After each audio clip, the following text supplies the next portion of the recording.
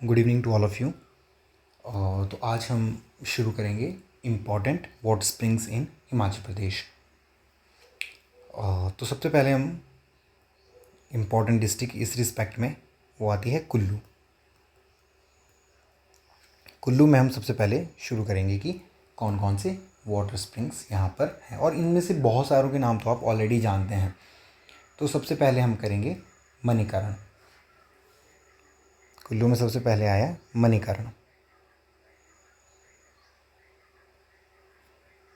Manikaran water spring. अब जैसे हम आगे बढ़ेंगे तो हमें पता चलेगा कि जो बहुत सारे वाटर स्प्रिंग्स हैं, these are situated on the banks of some major rivers. तो जो मणिकर्ण वाटर स्प्रिंग है, it is situated on the banks of Parvati river. सबसे पहले तो ये, जब हमने रिवर्स पढ़ी थी तो हमने पार्वती रिवर देखी थी। It was in Kullu and it was a tributary of Beas river near Bhuntar. ये पार्वती जो है ब्यास से मिलती है। तो मणिकर्ण हमने देखा, ये पार्वती ग्लेशियर है, वहाँ से ये निकलती है। सो इसके जब पार्वती रिवर बह रही है तो उसके एक साइड पे, on the banks of Parvati river, Manikaran water spring situated है। अब सबसे पहले हमने देख लिया कि रिवर कौन सी है। सेकंड हम देखेंगे कि यह एक रेडियो एक्टिव स्प्रिंग है। Radio active spring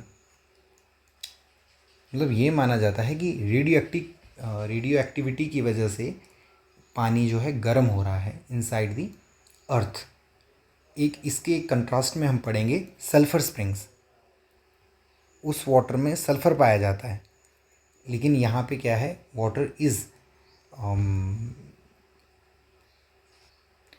acquiring heat due to radioactivity. So these are two important points related to Manikarn water spring. Third one is geothermal experimental plant. यहाँ पर एक जियोथर्मल एक्सपेरिमेंटल प्लांट है। ये इतना लिखा रहा हूँ मैं, इतना इम्पोर्टेंट नहीं है। 5 मेगावाट का है ये। एक रिन्यूएबल एनर्जी, जियोथर्मल एनर्जी है कि हम किस तरह से इस एनर्जी को यूज़ करके इलेक्ट्रिसिटी प्रोड्यूस कर सकते हैं, उसके लिए यहाँ पर एक एक्सपेरिमेंटल प्लांट लगाया गया है। It is of 5 megawatt capacity. अब हम देखेंगे Kasol water spring. Kasol which is a famous tourist place, वहाँ पर भी एक वाटर स्प्रिंग है। सो इधर हम देखेंगे कि यह भी पार्वती रिवर के साइड पर ही सिचुएटेड है। सबसे पहले ये देख लिया हमने। And it is a cold water spring. इधर ठंडा पानी है। Cold water spring, this a cold water spring. जैसे हमने ये देखा था तो ये हॉट वाटर स्प्रिंग था मणिकर्ण वाला, और जो कसोल है ये कोल्ड वाटर स्प्रिंग है।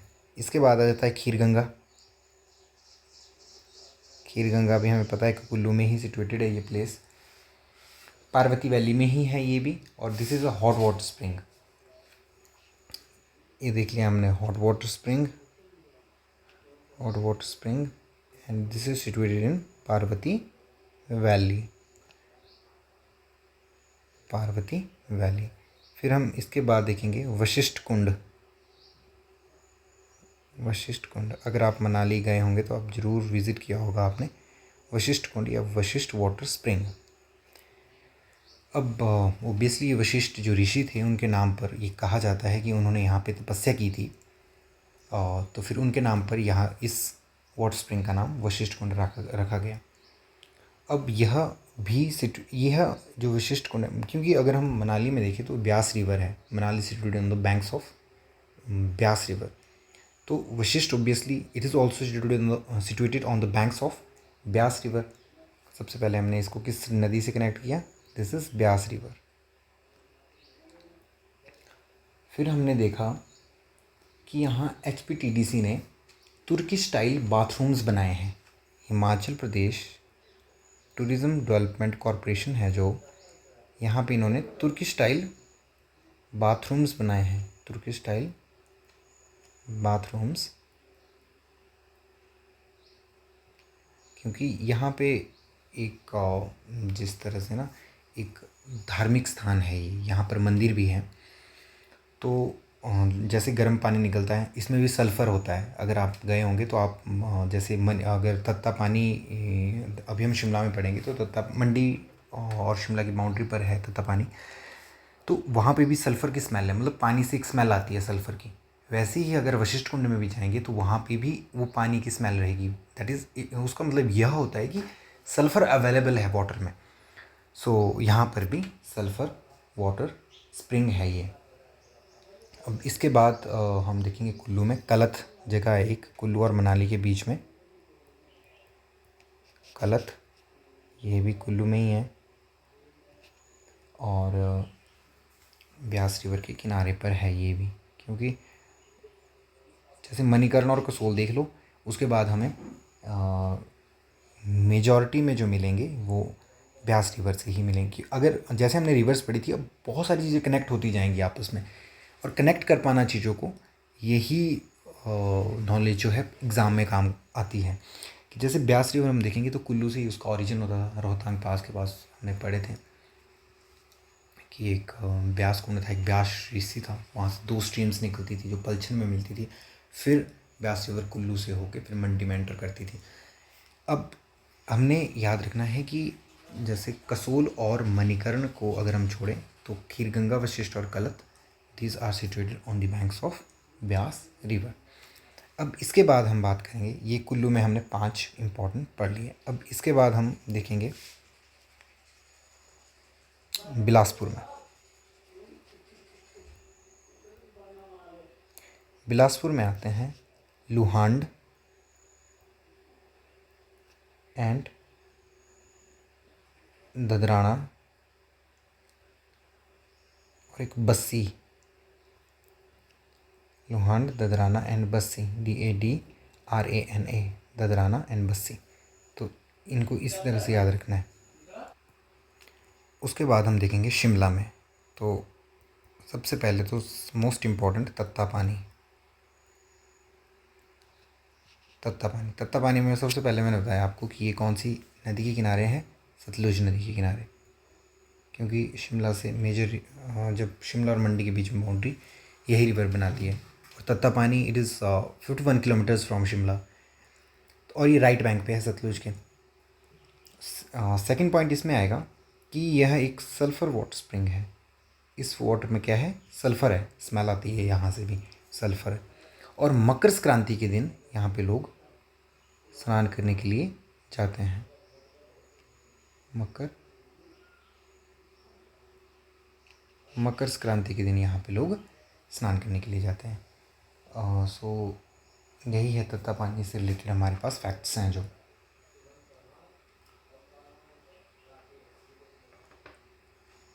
अब इसके बाद एक बिलासपुर में है, चंबा में है, चंबा में कलिका कुंड।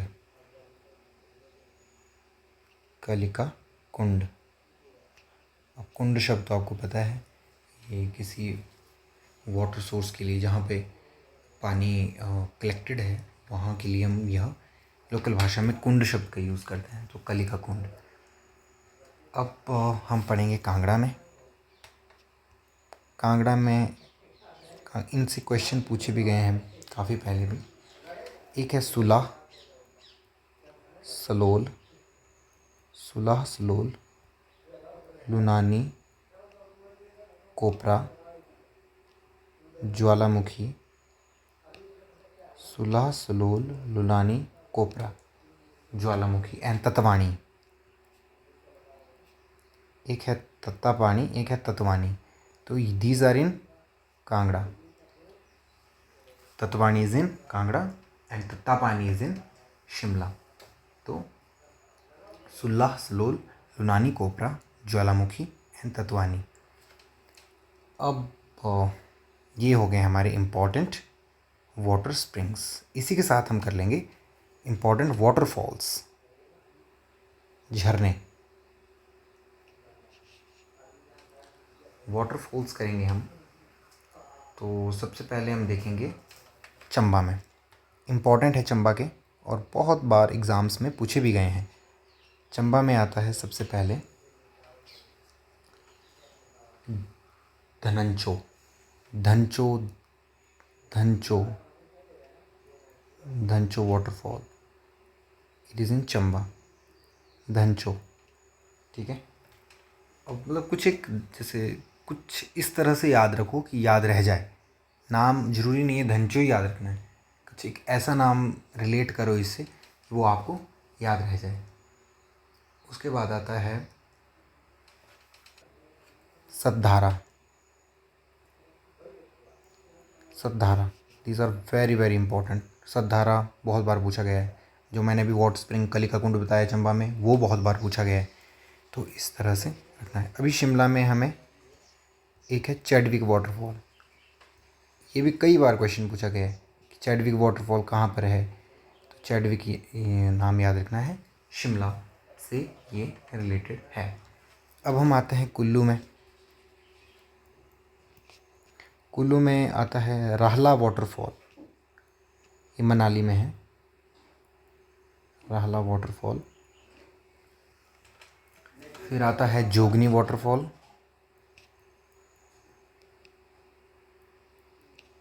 जोगनी वाटरफॉल।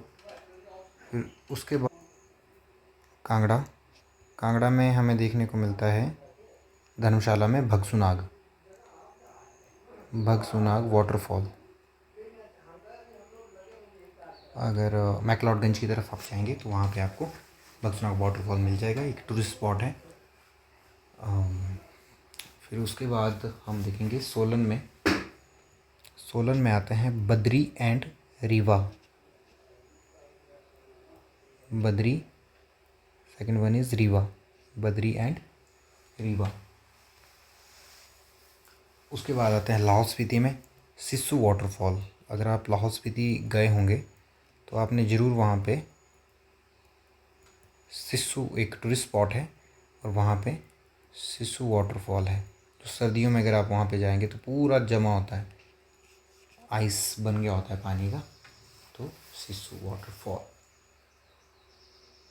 हडसर भी था एक, अगर चंबा में हमने लिखा नहीं लिखा है तो इसमें साथ में हम कर लेंगे। Hadsar waterfall also is in Chamba, Hadsar waterfall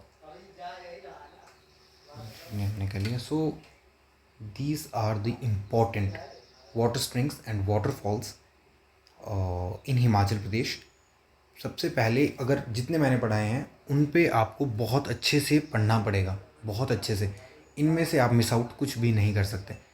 सो फिर आती है एडिशनल नॉलेज की। हाँ, कुछ एक ऐसे भी होते हैं कि जो बहुत ही कम पॉपुलर होते हैं, लेकिन इस तरह के एग्ज़ाम्स में नहीं पूछे जाते हैं। अगर पूछे भी जाए तो उस तरह के क्वेश्चन फिर सभी के लिए डिफ़िकल्ट हो जाते हैं।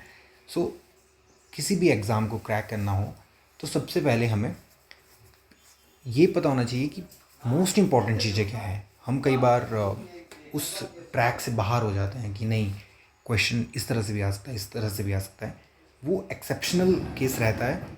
और हम फिर उस 1-2 मार्क्स के पीछे अगर हम भागते हैं, एडवांस में जाने की कोशिश करते हैं, तो हमारे बेसिक्स भी कमज़ोर रह जाते हैं। तो इसलिए इम्पॉर्टेंट है कि जो द मोस्ट इम्पॉर्टेंट है पहले उनको तो बिल्कुल क्लियर कर लिया जाए, उसके बाद एडिशनल नॉलेज लेने की कोशिश की जाए।